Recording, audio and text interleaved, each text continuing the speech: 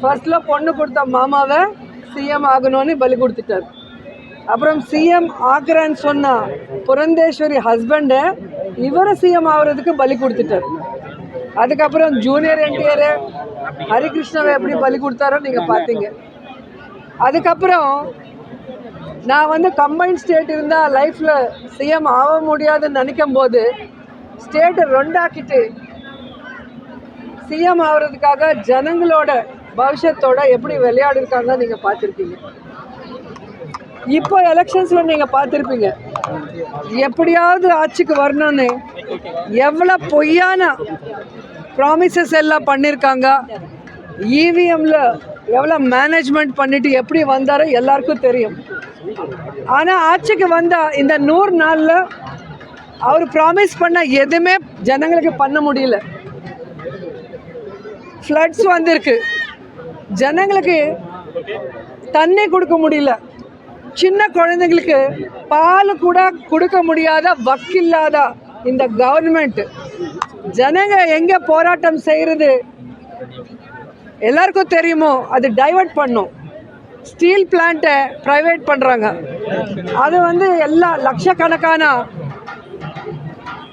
அங்கே ஒர்க் பண்ணுறவங்க ஃபைட் பண்ணிட்டு இருக்காங்க, அது ஜனங்களுக்கு தெரியக்கூடாது. இந்த மாதிரி நிறைய தப்பு பண்ணுற சந்திரபாபு நாயுடு அந்த தப்பெல்லாம் ஜனங்களுக்கு தெரியாமல் டைவர்ட் பண்ணுறதுக்கு டைவர்ட் பாலிட்டிக்ஷன் தான் இந்த லட்டு விஷயம் கொண்டு வந்திருக்காரு. ஏன்னா உண்மையிலே கடவுள் மேலே பக்தி பயம் இருந்தால் இந்த மாதிரி ஒரு தப்பு நடந்ததுன்னா சிஎம்மாக இருக்கிறவங்க டிப்யூட்டி சிஎம்மாக இருக்கிறவங்க என்ன செய்யணும், அது மேலே என்கொயரி பண்ணணும். என்கொயரி பண்ணிவிட்டு தப்பு பண்ணவங்கள தண்டிக்கணும். அப்படி இல்லாமல் அவங்களோட என்டிஏ கூட்டணி மீட்டிங் நடக்கும்போது இந்த மாதிரி ஒரு தப்பு நடந்தது, இந்த மாதிரி அனிமல் ஃபேட் இதில் மிக்ஸ் ஆகிருக்குன்னு சொல்லி அவர் பேசுனது, அந்த பேஸில் போய் உண்மையாக்குறதுக்காக அவர் வந்து ஒரு ரிப்போர்ட் கொண்டு வந்திருக்கார். அந்த ரிப்போர்ட் நீங்கள் பார்த்தீங்கன்னா NDDB ரிப்போர்ட் இதில் கிளியராக இருக்கும். மார்ச்சோட ஜெகன்மோகன் ரெட்டி சார் சிஎம்மாக முடிஞ்சிச்சு, எலெக்ஷன் அனௌன்ஸ் பண்ணாங்க. ஜூனில் சந்திரபாபு நாயுடு சிஎம் ஆனார். ஜூலையில் தான் அந்த டேங்கர்ஸ் வந்திருக்கு. 17/7/2024 கண்டெய்னர்ஸ் வந்திருக்கு. அது டெஸ்ட்டுக்கு அனுப்புனா 23/7/24 தான் ரிசல்ட்ஸ் வந்திருக்கு. அந்த 23 அன்னைக்கு Tirumala EO Shyamala Rao press meet வச்சுட்டு இதில் வந்து வனஸ்பதி வெஜிடபிள் ஃபேட் மிக்ஸ் ஆனதுனால 8 கண்டெய்னரில் 4 நல்லா இருக்குது உள்ளே அனுப்பணும், 4 கண்டெய்னரில் vanaspati ghee vegetable oil mix ஆனதுனால ரிஜெக்ட் பண்ணிட்டோம், யூஸ் பண்ணலான்னு கிளியராக ஒரு இஓ சொல்லியிருக்காங்க. ஏன்னா டிடிடி வந்து இஓ கண்ட்ரோலில் இருக்கும். இஓவில் வந்து சேர்மன் கமிட்டி தான் அதில் வந்து மெயின் போர்ஷன், அதில் வந்து கவர்மெண்ட் இன்வால்மெண்ட் ஒன்றும் இருக்காது. ஸோ கிளியர் கட்டாக வந்தது. நீங்கள் சிஎம்மாக இருக்கும்போது சந்திரபாபு நாயுடு கண்டெய்னர் வந்தது, சாம்பிள் எடுத்தது, ரிப்போர்ட் வந்தது, எல்லாமே உங்கள் கவர்மெண்ட்டில் தப்பு நடக்கலை, அது யூஸ் பண்ணல, அது வெஜிடபிள் ஆயில்னு இஓ சொல்லியிருக்காங்க.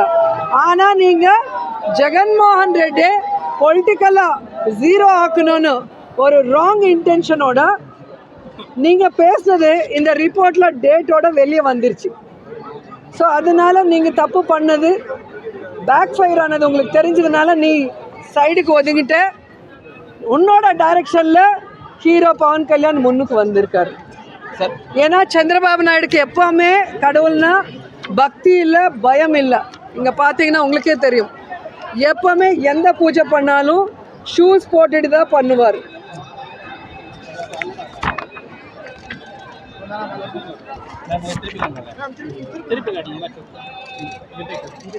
எந்த பூஜை பண்ணாலும் ஷூஸ் போட்டுட்டு தான் பண்ணுவார். நீங்க எந்த போட்டோ வேணாலும் பாருங்க, எந்த போட்டோ பார்த்தாலும் ஷூஸ். அவங்களுக்கு வந்து கடவுள்னா பக்தி இல்லை, பயம் இல்லை. ஸோ ஒரு வாட்டி உங்களுக்கே தெரியும், வெயில் கால மண்டபம் திருமலையில் அவர் டெஸ்ட்ராய் பண்ணுறதுனால அதே திருமலையில் பாம் பிளாஸ்ட் ஆயிருக்கு. ஸோ கடவுள் பனிஷ்மெண்ட் கொடுத்தார். ஆனாலும் புத்தி வராமல் மறுபடியும் தப்பு பண்ணிட்டுருக்காரு. அவர் வந்து ஜெகன்மோகன் ரெட்டி டார்கெட் பண்ணுறேன்னு நினைக்கிறார். ஆனால் இன்றைக்கி வந்து ஆந்திராவில் மட்டும் இல்லை, இந்தியாவில் மட்டும் இல்லை, உலகம் முழுக்க வெங்கடேஸ்வர சுவாமியை பூஜை பண்ணுறவங்க, பக்தியோட அந்த லட்டுவை வந்து பிரசாதத்தை வந்து தம்ம அதிருஷ்டமாக நினச்சி சாப்பிட்றவங்கள வந்து ஒரு கன்ஃபியூஷனில் போட்டுட்டு இன்றைக்கி சாமி மேலே நம்பிக்கை போகிற அளவுக்கு சந்திரபாபு நாயுடு பண்ணுறாருன்னா, அந்த மாதிரி டட்டி பாலிடிக்ஸ் பண்ணுற பொலிட்டீஷியனை இது வரைக்கும் யாரும் பார்த்துருக்க முடியாது. இன்றைக்கி மறுபடியும் நான் கிளியராக சொல்கிறேன், அவங்க சொல்கிற ஒவ்வொன்றுமே பொய்யாக பேசுகிறாங்க. இன்றைக்கி அவரோட டைரக்ஷனில் பவன் கல்யாண் சொல்கிறாங்க, ஏன் நந்தினி நெய் யூஸ் பண்ணல, ஏன் கம்மி ரேட்டுக்கு நெய் யூஸ் பண்ணுறீங்கன்னு சொன்னீங்க. ஸோ நான் அதுக்கு தான் எல்லாமே கொண்டு வந்தேன். 2014 அக்டோபர்லேருந்து அவங்க ஆட்சிக்கு வந்தாங்க, 2014 to 19. அப்போ வந்து அந்த நந்தினி நெய் ஃபஸ்ட் டைம் 306க்கு வாங்கியிருக்காங்க. அதுக்கப்புறம் ஏன் கொடுக்கல 2015ல் வேறு ஆளுக்கு கம்மி ரேட்டுக்கு விற்றுருக்காங்க. ஸோ இது வந்து நீங்கள் உங்களுக்கு கொடுக்குற ஒவ்வொரு காப்பியும் நீங்கள் பார்த்துக்கோங்க. 2014 to 2024 வரைக்கும் டெண்டர் ப்ராசஸ் என்ன, எந்த மாதிரி L1 கொடுப்பாங்க டெண்டரு, அதில் என்ன டெண்டர் யாருக்கு L1 கொடுப்பாங்க, யார் வந்து நெய் எப்படி சர்ஃபரா பண்ணுவாங்க, அது எப்படி டெஸ்ட் பண்ணுவாங்க, டெஸ்ட் பண்ணி எப்படி அனுப்புவாங்க, டெஸ்ட்டில் சரியாக இல்லைன்னா எப்படி ரிஜெக்ட் பண்ணுவாங்க, எந்தெந்த கவர்மெண்ட்டில் எத்தனை வாட்டி ரிஜெக்ட் ஆகிருக்குன்னு இதில் கிளியராக இருக்குது. ஸோ ரிஜெக்ட் ஆனது ஜூலை 23 ஒரு ஈஓ சொன்னதுக்கப்புறம் 2 monthsக்கு அப்புறம் செப்டம்பரில் தெலுங்கு தேசம் ஆஃபீஸ்லேருந்து ஒரு ஃபேக், ஒரு பொய்யான ஒரு ரிப்போர்ட் வந்து வச்சு இதில் அனிமல் ஃபேட்டு மிக்ஸாக இருக்குன்னு சொல்ல வச்சாங்க. டிடிடியில் நடந்தால் டிடிடி ஈஓ கூட பேச சொல்லுங்கள். ஏன் டிடிபி ஆஃபீஸில் உங்கள் கட்சி பார்ட்டி ஆஃபீஸில் ஏன் வச்சுருக்கீங்க? ஃபஸ்ட்டு. ரெண்டாவது, ஒருவேளை அது நடந்தால் உங்கள் ஆட்சியில் தானே நடந்த மாதிரி. எந்த ஆட்சியில் நடந்தாலும் இப்போ நாங்கள் ஆட்சியில் இருந்தால் நீங்கள் ஒன்றும் பண்ண முடியாது, வெறும் அப்போசிஷனாக கத்த முடியும். ஆனால் இன்றைக்கி நீங்கள் அதிகாரத்தில் இருக்கும்போது ஏன் அதை பற்றி விசாரணை பண்ணி தண்டிக்காமல் ப்ரெஸ் மீட் பண்ணுறது, கோயிலுக்கு போய் அந்த படியெல்லாம் க்ளீன் பண்ணுறது, இந்த ட்ராமா ஏன் பண்ணுறீங்கன்னு கேட்குறேன். இப்போது மேலேயும் உங்கள் கவர்மெண்ட் தான் இருக்குது, கீழேயும் உங்கள் கவர்மெண்ட் தான் இருக்குது. இந்த என்டியில் நீங்களும் பவன் கல்யாணும் மோடி சார் இருக்கும்போது நாங்கள் வந்து எந்த என்கொயரி வேண்டான்னு சொல்லலையே. ஜெகன் சார் யாரை சேர்மனாக வச்சாங்களோ சுப்பாரெட்டி சார் கிளியராக சுப்ரீம் கோர்ட்டில் கேஸ் போட்டிருக்காங்க. இதை பற்றி விசாரணை பண்ணுங்க, குற்றவாளியை கண்டுபிடிங்க, அவங்களுக்கு வந்து தண்டனை கொடுங்க சொல்லி அவர் சொல்கிறாரு. சுப்பிரமணிய சுவாமி அவரும் கேஸ் போட்டிருக்காங்க. சிபிஐ என்கொயரி நாங்கள் கேட்டுட்ருக்கோம். இதெல்லாம் விட்டுட்டு சும்மா ப்ரெஸ் மீட்டு ட்ராமா இதெல்லாம் பண்ணிகிட்டே இருந்தால் இது என்ன பாலிட்டிக்ஸ்? ஸோ இது வரைக்கும் கேஸ்ட் பாலிட்டிக்ஸாக ப்ளே பண்ணிவிட்டு ஸ்டேட்டை நாஸ்தி பண்ணிட்டார். இப்போ வந்து மத பாலிட்டிக்ஸ் பண்ணுறாரு சந்திரபாபு நாயுடு. இது கரெக்ட் இல்லை. இது மீடியா கூட எக்ஸ்போஸ் பண்ணும். சந்திரபாபு நாயுடு பவன் கல்யாண் பண்ணுற டட்டி பாலிட்டிக்ஸை எக்ஸ்போஸ் பண்ணும். திருமலையில் லட்டுவில் எந்த விதமான மிக்சிங் இல்லை, அது எல்லோரும் தெரிஞ்சுக்கணும். அண்ட் முக்கியமானது, சனாதன தர்மம்காக நாங்கள் ஃபைட் பண்ணுறோன்னு சொல்கிறவங்க சாமியை கும்பிட்றதில்ல, சாமியை நம்புறதில்லை. அவங்க பண்ணுற வேலைகளை பார்த்தாலே உங்களுக்கு தெரியும். பவன் கல்யாணோட அப்பா வந்து அவங்க பாட்டி விளக்கு ஏற்றுனா அவங்க அப்பா அந்த விளக்கில் சாமிக்கு ஏற்றின விளக்கில் சிகரெட் பிடிப்பாருன்னு பவன் கல்யாண் ஒரு இன்டர்வியூவில் சொல்லியிருக்காங்க. அவங்க பிரதர் அண்ணா நாகபாபு கடவுளே இல்லை, இதெல்லாம் ட்ராஷு, கடவுள் ஒரு பற்றி கேவலமாக பேசியிருக்காங்க. அவரோட ட்வீட்டு பார்க்கலாம், அவரோட வீடியோ நீங்கள் அடித்தாலும் யூடியூப்பில் கிடைக்கும். இதே பவன் கல்யாண் என் பொண்டாட்டி கிறிஸ்டியன், என் பசங்க பாப்டிசம் எடுத்திருக்காங்க, நான் கூட எடுத்திருக்குன்னு சொல்லிட்டு அவர் சொல்லியிருக்காரு. இப்போ சனாதன தர்மம்னு சொல்லி நாங்கள் ஏதோ தர்மத்தை வந்து ராங்காக பண்ணுறோம், அவங்க கரெக்டாக பண்ணுற மாதிரி பேசுகிறது எங்களுக்கு ஒன்றும் புரியல.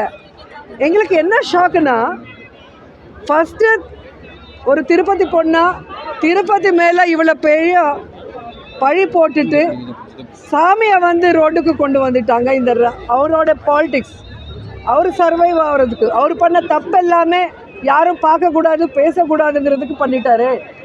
இப்போ ஜனங்க வந்து திருமலை வந்தால் லட்டு வாங்கலாமா வேண்டாமா, இந்த லட்டுவில் கலந்துருக்கா கலக்கலையா, ஒரு கன்ஃபியூஷனில் இருக்கார். நார்த் இண்டியன்ஸு, சவுத் இந்தியாவில் கர்நாடகா, தமிழ்நாடு, இவங்க எல்லாம். ஆந்திராவில் யாரும் நம்ப போகிறது கிடையாது, தெலுங்கானாவில் யாரும் நம்ப மாட்டாங்க சந்திரபாபு நாயுடு. ஏன்னா அவரோட டட்டி பாலிடிக்ஸு கம்பைன்ட் ஸ்டேட்டில் பார்த்துருக்காங்க, டிவைட் ஆன ஸ்டேட்டில் கூட பார்த்துருக்காங்க. ஸோ இன்றைக்கி வந்து நாங்கள் கிளியர் கட்டாக சந்திரபாபு நாயுடுக்கு, பவன் கல்யாணுக்கு சம்பந்தம் இல்லாமல் வெளியே ஸ்டேட்லேருந்து எங்கள் ஸ்டேட்டுக்கு வந்து ட்ராமா ஆடுற பிஜேபி சின்ன சின்ன லீடர்ஸ் யாரோ இருக்காங்களோ அவங்க. ஏன்னா மோடி சாருக்கு தெரியுமா இல்லைன்னு எங்களுக்கு தெரியல. ஸோ இவங்க எல்லாருக்கும் நாங்கள் சொல்கிறது ஒன்று தான், உண்மையிலே தப்பு நடந்திருந்தா நாங்களே கேட்குறோம், சிபிஐ என்கொயரி போடுங்க, சுப்ரீம் கோர்ட்டு ஜட்ஜு அதுக்கு பரிவேட்சணை பண்ணோம். ஏன்னா அவரோட இதில் தான் நடக்கணும். சுப்ரீம் கோர்ட்டில் பில் இருக்குது, விசாரணை பண்ணுங்க, தப்பு பண்ணுறவங்கள தண்டிங்க. அதில் கலந்திருந்தா அதுக்கு யார் அவங்கள தண்டிக்கணும், அது இல்லாமல் பொய் சொல்லியிருந்தா பொய் சொன்னவங்கள தண்டிக்கணும். இதுதான் நாங்கள் கேட்குறோம். ஸோ இது வந்து கிளியர் கட்டாக எல்லாருக்கும் தெரிகிற மாதிரி ப்ரெஸ் தான் பண்ணணும். ஏன்னா இது வந்து இனியோட முடியாது. இது எல்லா ஸ்டேட்லும் இந்த ஒரு பேட் பாலிடிக்ஸு இது போனால் கரெக்டாக இருக்கிறதுன்னு தான் இன்றைக்கி நான் பேச வந்திருக்கேன். ஸோ இன்றைக்கி எல்லா கோயிலில் நாங்கள் எல்லா கடவுளை வேண்டிக்கிறோம், இந்த சந்திரபாபு நாயுடு நல்ல புத்தி கொடுங்க, அவரால் முடிஞ்சால் நல்ல வேலை செய்ய சொல்லுங்கள், இல்லைன்னா வீட்டில் போய் படுக்க சொல்லுங்கள் ரிசைன் பண்ணிட்டு. இந்த மாதிரி ஜனங்களையும் ஏமாற்றிட்டு, ஃபேமிலி மெம்பர்ஸையும் ஏமாற்றிட்டு, ஸ்டேட்டும் ஏமாற்றிட்டு, ஃபைனலாக கடவுள் மேலே கூட கை வைக்கணும்னு நினைக்கும் போது அவங்களுக்கு கடவுளே தண்டனை, பெரிய தண்டனை கொடுக்கணும். அப்போ தான் இன்னொருத்தர் கடவுள் கூட விளையாட மாட்டாங்க. என்ன சொல்லியிருக்காருன்னா, இந்த இதுக்கு முழுசா வந்து திருப்பதி தேவஸ்தானம் தான் பொறுப்பு இருக்கணும், இவர் ஜெகன்மோகன் ரெட்டி எதுக்கு பொறுப்பு இல்லை என்ன சொல்லியிருக்காரு. அதான் சொல்கிறேன்ல, சந்திரபாபு நாயுடு டைரக்ஷனில் அவங்க கொடுக்குற ஸ்கிரிப்ட் தான் பவன் கல்யாண் அப்பப்போ ஒரு மாதிரி பேசிகிட்டே இருப்பாங்க. நம்ம ஒரு படத்தில் ஒரு கேரக்டர் இருக்கும், இன்னொரு படத்தில் இன்னொரு கேரக்டர் இருக்கும். இந்த ஷூட்டிங் போகும்போது இந்த டைரக்டர் கொடுக்குற டைலாக் ஸ்கிரிப்ட் பேசுவோம், இங்கே வந்தால் இங்கே வேறு கெட்டப் போட்டு இங்கே ஒரு ஸ்கிரிப்ட் பண்ணுவோம். அதே தான் அவர் பண்ணிகிட்ருக்காரு. அவர் பாவம், அவருக்கு எதுவுமே தெரியாது, யார் என்ன எழுதி கொடுத்தா அது பேசுவார். முழுக்க முழுக்க இது அரசியல் தான். முழுக்க சந்திரபாபு நாயுடு செல்ஃபிஷ்னஸ். இந்த 100 நாளில் அவங்க கொடுத்த எந்த ப்ராமிஸு ஜனங்களுக்கு செய்ய முடியல, ஸ்டேட்டை டெவலப் பண்ண முடியல. ஸ்டேட்டில் நிறைய இஷ்யூஸ் நடக்குது. ஃப்ளட்ஸ் வந்து எவ்வளோ பேர் செத்து போயிட்டாங்க, எவ்வளோ பேர் கஷ்டப்படுறாங்க, யாருக்குமே எதுவுமே செய்ய முடியாமல் ஸ்டீல் பிளான்ட் ப்ரைவேட் பண்ணுறாங்க. இந்த விஷயங்கள் எல்லாம் ஜனங்கள் பேசக்கூடாது, இது பேப்பரில் வரக்கூடாது, பக்கத்து ஸ்டேட்டுக்கு தெரியக்கூடாதுன்னு ஒரு டைவர்ஷன் பாலிடிக்ஸ் மட்டும்தான். தப்பு செய்யலைன்னா கோர்ட்டில் கேஸ் போட்டுருக்கலாமே. நாங்கள் சுப்ரீம் கோர்ட்டில் கேஸ் போட்டிருக்கோம். எங்கள் X chairman Subbareddy sir CBI enquiry கூட பண்ண சொல்லிட்டு సుప్రీం కోర్టులో కేటిట్రుకో. హిట్ టీవీ యాప్ ని డౌన్లోడ్ చేసుకోండి. ఇందులో short news, live news, entertainment movies అన్ని అవైలబుల్ గా ఉన్నాయి. Please download hit TV app. Hit TV app hit TV app ని ఫ్రీగా డౌన్లోడ్ చేసుకోండి.